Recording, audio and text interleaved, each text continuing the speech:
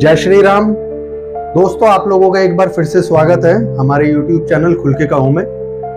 आज हम लोग एक नए क्रिप्टो स्कैम के बारे में बात करने वाले हैं।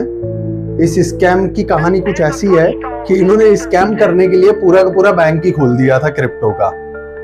कुछ लोग समझ गए होंगे, जो लोग समझ गए हैं वो कमेंट में लिख के बताइएगा, नहीं तो मैं बताता हूँ। आज हम बात करेंगे अराइज बैंक क्रिप्टो स्कैम। ये जो अराइज बैंक था, ये जैरेड राइस और स्टैनली फोर्ड के थ्रू खोला गया था और इसको इन्होंने एक क्रिप्टो करेंसी बैंक के तौर पे खोला था। इन्होंने कहा था कि भैया आप हमारे बैंक में आइए, कोई भी क्रिप्टो एसेट रखिए और उस पर बहुत ही हाई रिटर्न, अच्छा सा रिटर्न पाइए जो एफडी वगैरह और दूसरी चीजों में आपको नहीं मिलेगा।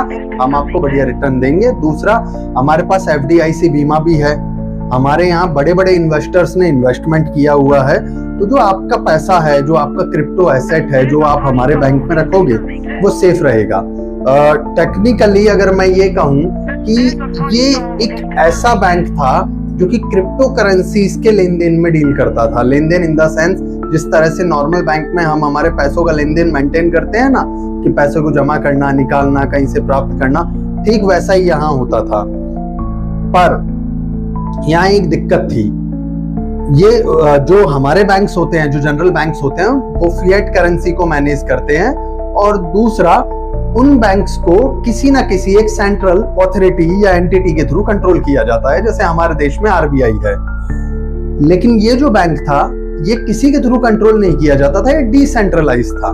तो डिसेंट्रलाइज सिस्टम होता क्या है? दो तरीके के सिस्टम होते हैं क्रिप्टो में, सेंट्रलाइज और डिसेंट्रलाइज। सेंट्रलाइज क्या होता है कि किसी एक्सचेंज के थ्रू अगर पूरी क्रिप्टो या सारे एसेट्स जो उस पर्टिकुलर एक्सचेंज में डील किए जा रहे हैं, उन्हें वो एक्सचेंज कंट्रोल कर पाता है, तो वो हो जाता है सेंट्रलाइज। उस एक्सचेंज का आधिपत्य होता है। और बैंकिंग के सिस्टम में समझे तो इंडिया में बैंकों के ऊपर जैसे आरबीआई है, तो आरबीआई बैंक्स के लिए एक सेंट्रलाइज सिस्टम है। आरबीआई मैनेज करेगा कि भैया कि बैंक को कब क्या नॉर्म्स को फॉलो करना है। जबकि डिसेंट्रलाइज में क्या होता है कि कोई भी अथॉरिटी या एंटिटी आपको कंट्रोल नहीं करती है, मतलब एसेट्स को या क्रिप्टो को कंट्रोल नहीं करती, वो डिसेंट्रलाइज होता है। तो अराइज बैंक ने अपने आप को एक डिसेंट्रलाइज बैंकिंग सिस्टम बताया था। तो अब ये तो एक नॉर्मल जानकारी के तौर पे हो गया कि अराइज बैंक क्या था, क्या कैसे बना, क्या। अब ये जानते हैं कि 2018 में ऐसा क्या हुआ कि अराइज बैंक जितने भी क्रिप्टो एक्सचेंजेस या जितने भी क्रिप्टो फ्रॉड्स हुए थे, उनकी लिस्ट में आकर के खड़ा हो गया। सब कुछ ठीक ठाक चल रहा था, तो ऐसा क्या हुआ कि वहां आके खड़ा होता क्या है साहब? 18 से पहले जब अराइज बैंक आया था, तो इन्होंने अपना आईसीओ लॉन्च किया था। आईसीओ लॉन्च किया था, तो आईसीओ और आईपीओ दो चीजें होती हैं। आईसीओ होता है इनिशियल कॉइन ऑफरिंग और आईपीओ होता है इनिशियल पब्लिक ऑफरिंग। तो आईपीओ जो होता है वो इक्विटी मार्केट या स्टॉक मार्केट में होता है और आईसीओ होता है क्रिप्टो मार्केट में। आईपीओ के अंदर क्या होता है कि जो पर्टिकुलर कंपनी है जो अपना जो अपना स्टॉक या अपना आईपीओ ला रही है, अपना स्टॉक लिस्ट करा रही है एक्सचेंज में, तो उसको अपनी पूरी बैलेंस शीट, अपनी पास्ट हिस्ट्री सब दिखानी पड़ती है कि क्या विवाद है, कितना पैसा है, कितना कमा रहे हैं, कितना गवा रहा है, सब बताना पड़ता है। लेकिन उसी के आधार पे उस पर्टिकुलर शेयर का प्राइस निर्धारित होता है। बट आईसीओ में क्या होता है? आईसीओ में ऐसा कुछ नहीं होता। आईसीओ में एक व्हाइट पेपर आता है जिसमें बताया जाता है भैया ये पर्टिकुलर कंपनी ये टोकन क्यों ला रही है, इसका क्या मकसद है, क्या करेगी ये पैसे का, वगैरह वगैरह। पर बहुत ही गजब की चीज है कि स्टॉक्स के जस्ट उलट आईसीओ में कॉइन की प्राइसिंग आप कुछ भी निर्धारित कर सकते हो, वो आपके ऊपर है। उस कॉइन की प्राइसिंग को जस्टिफाइड जब माना जाता है, सपोज करो आपने एक टोकन लॉन्च किया, जैसे हमारे ऊपर लेते हैं, हमने खुल के कहो टोकन लॉन्च किया केकेसी सपोज करें, और हम ये चाहते हैं कि भाई केकेसी की जो प्राइसिंग है वो $1000 हम लोग रखेंगे आईसीओ के दौरान। अब हमने किस बेसिस पे इसको रखा, क्या वो $1000 होना चाहिए था, इसका निर्धारण करने का कोई तरीका नहीं है। मेरे मन में आया कि मेरा टोकन केकेसी होना चाहिए और केकेसी का प्राइस जो है वो $1000 होना चाहिए। अब आप लोग अगर उसको खरीद लेते हो, एक भी बंदा $1000 में उसे खरीद लेता है, तो वो प्राइसिंग जस्टिफाई हो जाती है। फिर केकेसी की प्राइसिंग $1000 ही आंकी जाएगी और वो उसी के ऊपर ट्रेड करेगा। तो ऐसे ही अराइज बैंक ने अपना आईसीओ लॉन्च किया, अपना टोकन लेकर के आए अराइज कॉइन, जिसको इन्होंने नाम दिया था। तो इन्होंने क्या किया, उस टोकन के थ्रू 4.2 मिलियन डॉलर इन लोगों ने गैदर किए, कलेक्ट किए लोगों से, जो कि इंडियन करेंसी में होता है 34 करोड़ रुपीस। सब ठीक ठाक चल रहा था अराइज बैंक का। अब आता है वो साल जब सब कुछ गड़बड़ होना शुरू होता है, 2018। और आपको याद हो तो मैक्सिमम फ्रॉड भी उसी वक्त हुए थे। तो 2018 में होता क्या है, जो अमेरिका की जो रेगुलेटरी है, सैक, सिक्योरिटीज एक्सचेंज कंट्रोलर ऐसा कुछ है, मैं हिंदी में लिखा हुआ है वो बता देता हूं आपको। सैक को बुलाते हैं अमेरिकी प्रतिभूति और विनिमय आयोग, SEC। तो SEC की नजर पड़ती है इनके ऊपर, और SEC की नजर इनके ऊपर पड़ी भी क्यों, हो सकता है किसी ने कंप्लेन वगैरह करी हो, बट एक जनरल जो अथॉरिटी होती है उसने इसकी जांच करी। तो अथॉरिटी ने पाया कि भाई ये जो अराइज बैंक है, इसने जो वादे किए हैं, जो बातें बताई हैं, वो सब तो झूठ है। इनके यहाँ तो कोई भी FDIC बीमा है नहीं, और दूसरा ना ये सेंट्रलाइज है, ना ही किसी बड़े इन्वेस्टर ने इनके यहाँ इन्वेस्ट कर रखा है, और ना ही इन्होंने किसी बैंक को खरीदा हुआ है। क्योंकि इसी साल के आसपास जो जैरेड राइस थे, उन्होंने बोला था कि भैया हमने एक पारंपरिक बैंक को भी खरीदा है, और ये जो हमारा अराइज बैंक है, इसको बनाने का मकसद ही यही है कि जो पारंपरिक बैंकों में जो दिक्कत होती है लेन देन की, वो आपको ना हो, इसलिए हम इसको लेकर के आए हैं, और आपको ट्रस्ट आए हमारे ऊपर, इसलिए हमने एक पारंपरिक बैंक को भी खरीद लिया है। पर जब ऑथोरिटीज ने इसकी जांच करी तो ये सारे के सारे वादे झूठ पाए। यहीं से अराइज बैंक के पतन की कहानी शुरू हो जाती है। जब ऑथोरिटीज ने देखा कि यार सारी चीजें झूठ है, और उन्होंने फिर इनको सू कर दिया, इनको नोटिस भेज दिए, भैया ठीक है जवाब दो, ये बातें जो तुमने बोली हैं ये तो सच है ही नहीं। तो साहब दिसंबर 2018 में ये जो भी आरोप इनके ऊपर लगे थे, उसके खिलाफ जैरेड राइस को अरेस्ट कर लिया जाता है, और पूछताछ के दौरान वो इस चीज को एक्सेप्ट करते हैं कि भाई इन्होंने झूठ बोल के ये पूरे स्ट्रक्चर को खड़ा किया, पूरे बैंक को खड़ा किया। ना तो इनके पास कोई बड़ा इन्वेस्टर है, ना ही इनके पास FDIC बीमित अकाउंट्स हैं, ना ही इनके पास कोई पारंपरिक बैंक को इन्होंने खरीदा है। वो सब झूठ फैला करके जनता के पैसे को इन लोगों ने अट्रैक्ट किया, अपने पर्सनल यूजेज में उसको लिया।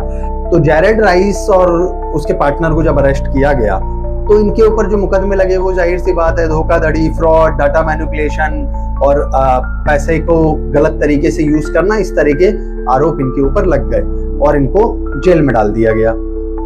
अब कुछ चीज जो मैं आगे बोलूंगा, कुछ बातें जो आगे बताऊंगा, वो आपको लगेगा कि ये सब नॉर्मल है, क्योंकि मैंने अपने बाकी के वीडियोस में भी ये सारी बातें बोली हैं, और ये आपको नॉर्मल या कॉमन लगेंगी। उसका रीजन है क्योंकि ये सारे ही फ्रॉड 2018 में हुए हैं, और 2018 में ही क्योंकि ये सारे फ्रॉड हुए हैं, तो जो कमियां थी उन्हीं कमियों का इन्होंने भी फायदा उठाया है। अब वो कमियां कौन सी थी? ऑथोरिटीज का रेगुलर वॉच नहीं करना, ऑथोरिटीज का रेगुलर ऑडिट नहीं करना, लोगों का प्रॉपर तरीके से रिसर्च नहीं करना इन्वेस्टमेंट से पहले, है ना। और क्या कहते हैं, कोई भी अगर लोगों को ये बोल दे कि भैया आपके पैसे को हम कई गुना कर देंगे, तो फटाक से अपना पैसा लेके चले जाते हैं। आप हो, मैं हूं, हम लोगों को देखो क्या है कि पैसा जल्दी कमाना है, शॉर्टकट सबको पसंद है, लेकिन शॉर्टकट के चक्कर में हम लोग ये भूल जाते हैं कि जहां हम पैसा लगा रहे हैं वो चीज, वो जो एसेट है या वो कंपनी है, वो जेन्युइन है या नहीं, वो कहीं आपके साथ फ्रॉड तो नहीं कर रही है। अभी रिसेंटली मैं कुछ एक लोगों से मिला था, जिनसे मिलकर के मेरे को लगा कि मार्केट में और भी फ्रॉड चल रहे हैं। मैं अगला वीडियो इसी के ऊपर बनाऊंगा। एक बंदा है जो कि एक AI बोट के थ्रू लोगों को ट्रेडिंग कराने का झांसा दे रहा है, इंडिया का बता रहा हूं मैं, और उनसे कई लाखों रुपए इन्वेस्ट करवा रहा है, बाद में वो पैसा भी नहीं निकाल पा रहे हैं। और भाई साहब क्या बताऊं, लोगों का तो आपको पता है MLM सिस्टम के थ्रू प्रचार कर रहे हैं उसका, और सब सपने देख रहे हैं इतने गुना होगा उतने गुना होगा। उस बंदे ने भी एक काम ऐसा किया, हम एक फ्रॉड में ये चीज देख चुके हैं कि ICO आने से पहले ही अपने कॉइन को बेचना शुरू कर दिया, जिसको एयर ड्रॉप कहते हैं। जबकि एयर ड्रॉप में टोकन्स तो फ्री में मिलते हैं, पर वो बंदा बेच रहा है।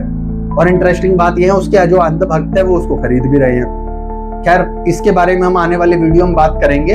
अगर हमारे कोई सब्सक्राइबर या कोई व्यूअर ये समझ चुका है कि मैं किसके बारे में बात कर रहा हूँ, तो कमेंट कीजिएगा। मैं थोड़ी सी हिंट और दे देता हूँ। उन्होंने एक टोकन पहले लॉन्च किया था, अभी उस टोकन का 2.0 करके वो लॉन्च करने वाले हैं, जिसको ब्लैक मार्केट में बेचा जा रहा है लगभग $1 के आसपास। खैर, अब आते हैं वापस अराइज बैंक पे, हमारे टॉपिक पे। तो मैं ये बता रहा था कि जो 2018 में जितने भी स्कैम हुए उन सब में और इसमें सारे कॉमन फैक्टर हैं। आप लोगों का पैसा इन्वेस्ट करने से पहले ध्यान से रिसर्च नहीं करना, ठीक से रिसर्च नहीं करना, चीज़ों पे ध्यान नहीं देना, है ना। अथॉरिटीज़ का लाइसेंस इशू करने से पहले ध्यान नहीं देना, कोई बैकग्राउंड चेक नहीं करना, और कोई ऐसा सिस्टम नहीं बना हुआ है जो क्रिप्टो को रेगुलेट करे। वो चीज़ें यहाँ भी आई। अब क्योंकि ये जो सारी चीज़ें हुई, तो ये अभी भी चल रहा है, अभी भी ये केस रनिंग में है। तो अब इसकी वर्तमान स्थिति में आपको बता दूं, जो अथॉरिटीज है वो कोशिश कर रही है कि इनके ऊपर ज्यादा से ज्यादा चार्जेस लगाए जाएं और लोगों का जो पैसा है वो ज्यादा से ज्यादा रिकवर कराया जाए। काफी हद तक लोगों का पैसा रिकवर भी हो गया है, लेकिन कुछ लोग बेचारे जो फंसे हुए हैं उनका पैसा भी रिकवर कराने की कोशिश अथॉरिटीज कर रही है। और वो ये भी कोशिश कर रही है कि इस तरह की घटनाक्रम भविष्य में ना हो, तो उसके लिए भी वो लोगों को अवेयर कर रही है। और मैं भी वही काम कर रहा हूँ, आप लोगों को अवेयर करने का। वो बात अलग है कि आप लोग अवेयर नहीं होना चाहते, और तो भैया बहुत पैसा है तो लगाओ यार, करो, फूंक दो, बर्फ में लगाना, बर्फ में लगा दो, जैसा आपका दिल करे वैसा करो। तो मैं एट द लास्ट ये वीडियो के यही कहूंगा आप लोगों से कि हम जो कोशिश कर रहे हैं, हम अवेयरनेस फैलाने का काम कर रहे हैं, आप लोगों को अवेयर करने की कोशिश कर रहे हैं कि आप लोगों के साथ फ्रॉड ना हो जाए। और जिन लोगों के साथ जो इस तरह के फ्रॉडस्टर के साथ फंस चुके हैं, वो लोग बाहर निकल आए।